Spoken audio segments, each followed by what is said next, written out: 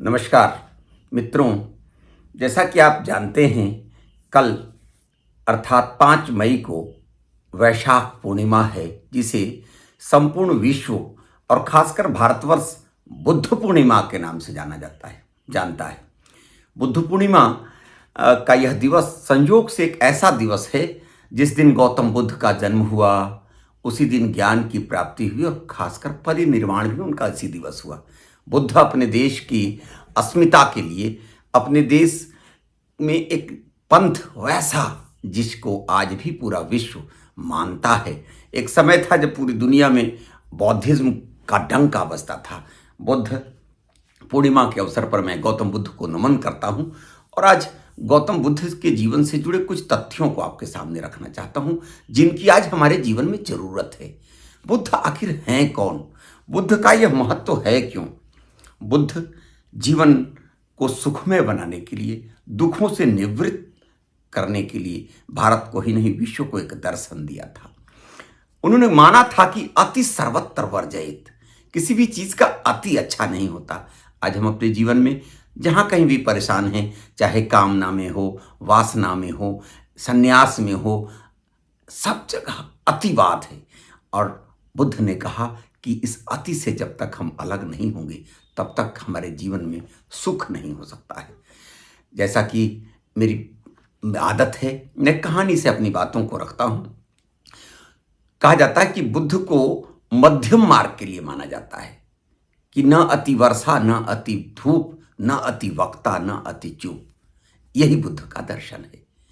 वीणा के तारों को इतना मत कसो कि वो टूट जाएं, और वीणा के तारों को इतना ढीला भी मत छोड़ो कि उससे स्वर ही नहीं निकल पाए।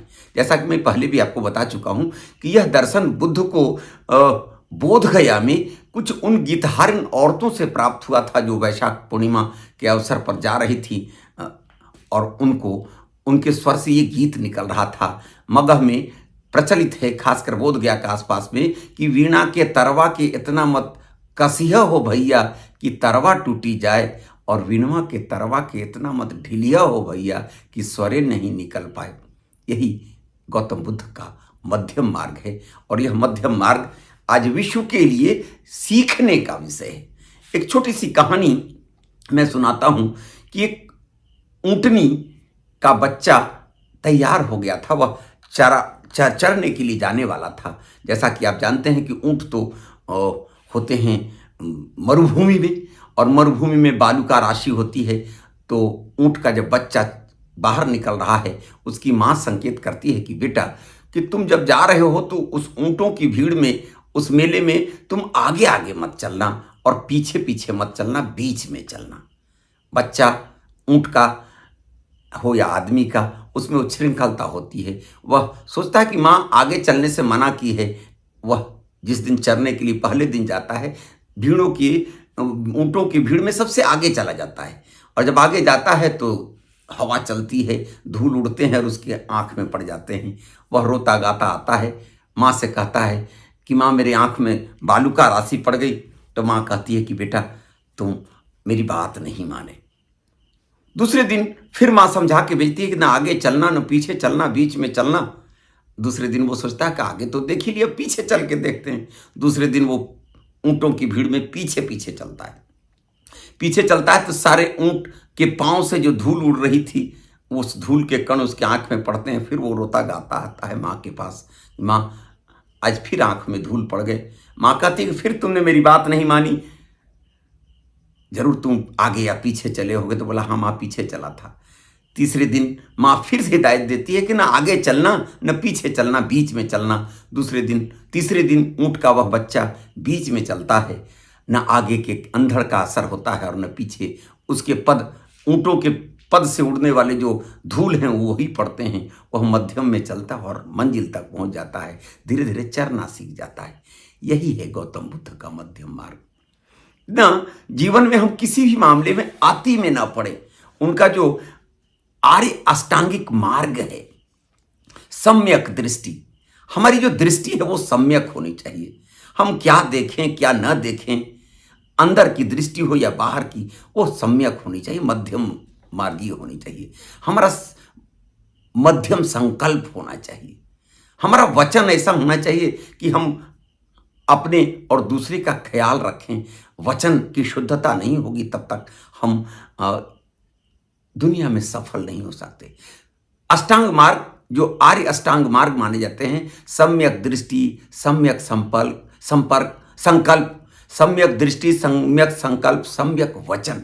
हम वचन से ही दुनिया में परेशान होते हैं। इसमें अगर सम्यकता आ जाए तो हम जीवन में सफल हो जा सकते हैं। सम्यक कर्म, क्या हमें करना चाहिए, क्या नहीं करना चाहिए, इसका अगर व्यक्ति के जीवन में ख्याल हो तो मुझको लगता है बुद्ध का ज्ञान उसको मिल सकता है। सम्यक जीविका, आज हम धनोपार्जन के पीछे भाग रहे हैं।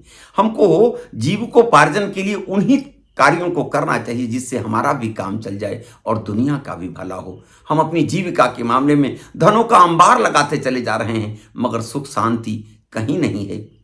अर्थात जीविका भी सम्यक होनी चाहिए, सम्यक व्यायाम। ये जो चित्त है, ये जो मन है, भटकता रहता है। जब तक उसमें संतुलन नहीं आएगा, ये चित्त संतुलित नहीं होंगे, और ये चित्त का संतुलन संतुलित व्यायाम से ही संभव है।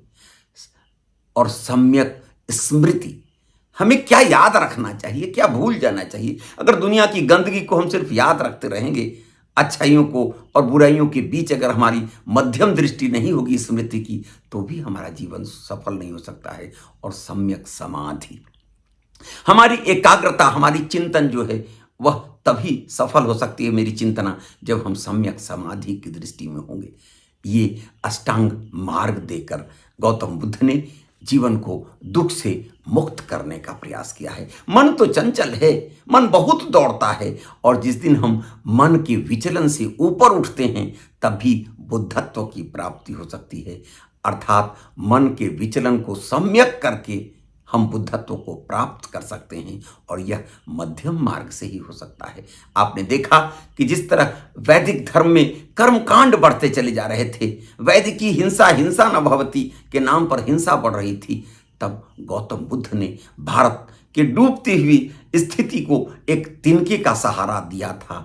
अपने इस बुद्धिवाद के माध्यम से, इस सम्यक दृष्टि, सम्यक संकल्प, सम्यक वचन, सम्यक कर्म, सम्यक जीविका, सम्यक व्यायाम, सम्यक स्मृति, सम्यक समाधि के इस आर्य अष्टांग मार्ग को लेकर हम मानते हैं कि गौतम बुद्ध का दिया हुआ यह मार्ग आज भी हमारे आपके चलने का विषय है। हम अति से बचेंगे और एक मध्यम मार्ग में चलेंगे, हम अपने मन को नियंत्रित करेंगे, तभी हम उस बुद्धत्व को प्राप्त कर सकते हैं। अगर दुख है तो दुख का कारण भी है और दुख का निवारण भी संभव है, और यह सब कुछ संभव है मध्यम मार्ग से। गौतम बुद्ध के इस बुद्ध पूर्णिमा के अवसर पर हमको आर्य अष्टांग मार्ग को अपनाने की जरूरत है। आज हमारी दृष्टि, हमारी स्मृति, हमारी कर्म, हमारी जीविका, सबों में असंतुलन है, और यही दुख का कारण है। बुद्ध पूर्णिमा के अवसर पर मैं गौतम बुद्ध के इस सम्यक दृष्टि और सम्यक संकल्प को दोहराने के लिए आपसे निवेदन करने आए हैं कि हम चाहे विद्यार्थी हों, गृहस्थ हों, बुजुर्ग हों, सन्यासी हों, राजनेता हों, सामाजिक हों, सबों को बुद्ध के इस मध्यम मार्ग को अपनाने की जरूरत है। क्योंकि बुद्ध ने ही कर्म प्रधान विश्व को बताया था, कहा था कि हम अपने कर्मों को अगर शुद्ध नहीं करेंगे, नैतिकता और सामाजिकता का दर्शन दुनिया में दिया था। कहा था कि जन्म से कोई महान नहीं हो सकता है, व्यक्ति को कर्म करना होगा, कर्म ही हमें श्रेष्ठ बना सकता है। नैतिकता, जो मोरल वैल्यू है हमारे अंदर, वही मुझको श्रेष्ठ बना सकता है। जब तक हमारे कर्म संतुलित नहीं होंगे, सम्यक नहीं होंगे, हमारी दृष्टि सम्यक नहीं होगी, हम दुनिया में सफल नहीं हो सकते हैं। और सबसे बड़ा है कि सम्यक वचन। आज देख रहे हैं कि देश में वचन में कोई सम्यक वचन नहीं बोल रहा है। आज विश्व में जितने मारकाट लड़ाई हैं, सम्यक वचन के अभाव में, सम्यक दृष्टि के अभाव में। मैं आज बुद्ध पूर्णिमा के अवसर पर याद कराना चाहता हूं कि गौतम बुद्ध ने अगर दर्शन दिया था कि मध्यम मार्ग से ही हम समाज का उत्थान कर सकते हैं, अपने कर्मों के बल पर ही हम समाज में अपना स्थान प्राप्त कर सकते हैं, मन को नियंत्रित करके ही हम बुद्धत्व को प्राप्त कर सकते हैं। यही बुद्ध का दर्शन है। गौतम बुद्ध के जन्म दिवस के अवसर पर, बुद्ध पूर्णिमा के अवसर पर, उनके उस मध्यम मार्ग को, जिसको हमारे लोकगीत में हमारी माताएं बहनें गाती रहती हैं कि वीणा के तारों को इतना मत कसो कि टूट जाएं और न इतना ढीला छोड़ो कि स्वर नहीं निकल पाए। अगर इसको हम अपने जीवन में आत्मसात करते हैं, समाज में कर्म के आधार पर अपनी नैतिकता को ऊपर उठाकर अगर समाज में सम्मान पा सकते हैं, तभी हम गौतम बुद्ध के प्रति सही सम्मान कर सकते हैं। मेरा विश्वास है कि अति से बचकर हम बुद्ध के इस मध्यम मार्ग पर चलें। यही बुद्ध पूर्णिमा के अवसर पर बुद्ध के दिए हुए दर्शन का सबसे बड़ा लाभ होगा। जय बुद्ध। और हम आपसे आग्रह करेंगे कि अगर बुद्ध पूर्णिमा के अवसर पर ये छोटी सी कहानी जो ऊँटनी अपने बच्चे को सिखाती है, अगर आप आसपास को हम सिखा सकें, अपने जीवन में उतार सकें, तो बुद्ध के प्रति सही श्रद्धांजलि होगी, बुद्ध पूर्णिमा सफल होगा। बहुत बहुत धन्यवाद। नमस्कार।